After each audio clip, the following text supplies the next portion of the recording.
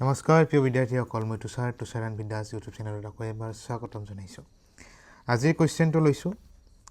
আজিৰ পৰা মানে এটা নতুন চিৰিজ ষ্টাৰ্ট কৰিম ইম্পৰ্টেণ্ট কুৱেশ্যনৰ যিকোনো কম্পিটিটিভ এক্সামৰ বাবে। যিকোনো কম্পিটিটিভ এক্সাম, SSC হ'ব পাৰে বা আহি থকা RRB NTFCৰ এক্সামটো হ'ব পাৰে বা UPSC CSET হ'ব পাৰে, ঠিক আছে, বা ADRE। চ' যিকোনো কম্পিটিটিভ এক্সামত এই কুৱেশ্যনবিলাক অহা দেখা গৈছে আৰু প্ৰিভিয়াছ ইয়াৰ কুৱেশ্যনবোৰে উঠাই লৈ আহিম। তো আজিৰ কুৱেশ্যনটো হৈছে, প্ৰথম কুৱেশ্যনটো ইজি ৰাখিছোঁ একদম, ইউনিট ডিজিটৰ কুৱেশ্যন। কুৱেশ্যনটো হৈছে যে 999 পাৱাৰ 999ৰ একক স্থানৰ অংক কি হ'ব? অৰ্থাৎ unit digit of 999 to the power 999। এতিয়া অলপমান কনচেপ্টটো বুজি লোৱা, তাৰপিছত এই এনচাৰটো দিম।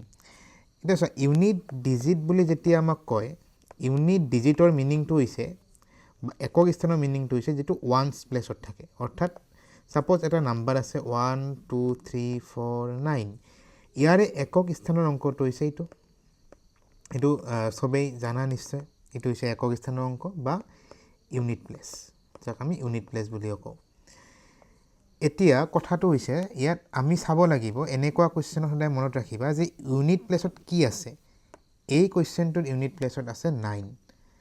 এতিয়া 9 থাকিলে এটা ট্ৰিক ইউজ কৰিম, এটা নিয়ম ইউজ কৰিম, এটা পদ্ধতি ইউজ কৰিম।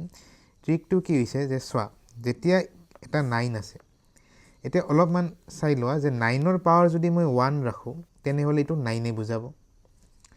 9ৰ পাৱাৰ যদি মই 2 ৰাখোঁ, তেতিয়াহ'লে 9 × 9 এইটো হৈ যাব 81। যেতিয়া 9ৰ পাৱাৰ মই 3 কৰিম, এইটো হৈ যাব 9 × 9 × 9, অৰ্থাৎ 81ৰ লগত 9 আৰু মাল্টিপ্লাই হ'ব, তেতিয়া হৈ যাব 729। এতিয়া 9ৰ পাৱাৰ যদি মই 4 ৰাখোঁ, তেতিয়াহ'লে এই 729ৰ লগত আৰু এটা 9 মাল্টিপ্লাই হ'ব, অৰ্থাৎ কিমান হ'ব?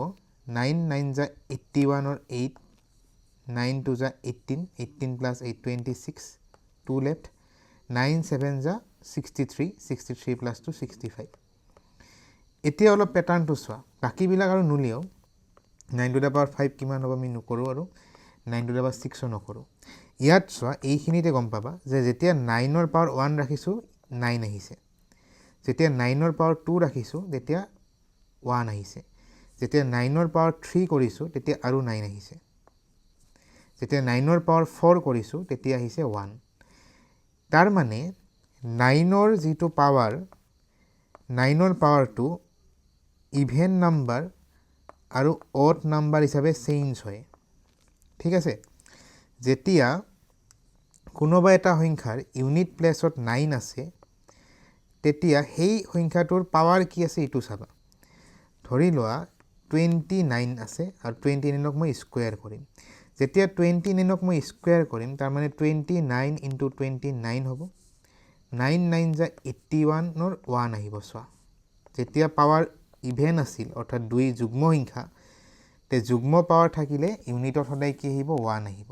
এইটো লিখি থবা যে 9ৰ পাৱাৰ যেতিয়া যুগ্ম হয়, যেতিয়া যুগ্ম ঘাত, অসমীয়াত ঘাত বুলি কয় পাৱাৰক, ইংলিছত লিখিলে লিখিবা ইভেন পাৱাৰ। যেতিয়া 9ৰ পাৱাৰ ইভেন হয়, তেতিয়া ইউনিট প্লেচত কি আহে? ইউনিট প্লেচত আহে 1, অৰ্থাৎ একক স্থানত কি আহিব? একক স্থানত আহিব 1। আৰু যেতিয়া 9ৰ পাৱাৰ অযুগ্ম হয়, যেতিয়া 9ৰ পাৱাৰ অযুগ্ম হয় বা অড নাম্বাৰ হয়, অড পাৱাৰ, অযুগ্ম সংখ্যা হ'লে, তেতিয়া তাৰ ইউনিট প্লেচত কি আহিব? সেই সংখ্যাটোৰ ইউনিট প্লেচত কি আহিব? 9 নিজে আহিব। এতিয়া এই সংখ্যাটো চোৱা, ইয়াত আছে 999 পাৱাৰ 999।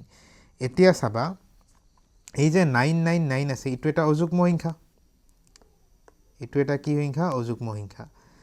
তাৰ মানে যিটো 999ৰ পাৱাৰ আছে, এইটো পাৱাৰটো হৈছে অড পাৱাৰ। আৰু যেতিয়া অড পাৱাৰ থাকে আৰু যদি ইউনিটত 9 থাকে, তেনেহ'লে কি আহিব? চিম্পল কথা, 1 আহিব ইউনিট প্লেচত। তাৰমানে মোৰ এনচাৰটো হ'ব 1। একদম চিম্পল, 1 ছেকেণ্ডৰ এনচাৰটো দিব পৰা যায়, কিন্তু এইখিনি কনচেপ্টখিনি বুজাটো বহুত দৰকাৰ, সেইকাৰণে মই এইখিনি কথা ক'লোঁ। ছেইম কুৱেশ্যন আৰু এটা আহিছিল SSC CGLতে। এইটো কুৱেশ্যন তোমালোকে কমেণ্টত জনাবা যে 999 পাৱাৰ দিছে 2 2 2 এতিয়া কোৱা ইয়াৰ ইউনিট প্লেছত কি হ'ব কমেণ্ট কৰি জনাবা যদি ভিডিঅ'টো চাই ভাল পাইছা এনেকুৱা ভিডিঅ' ডেইলি চাবৰ বাবে চেনেলটো ছাবস্ক্ৰাইব কৰা ধন্যবাদ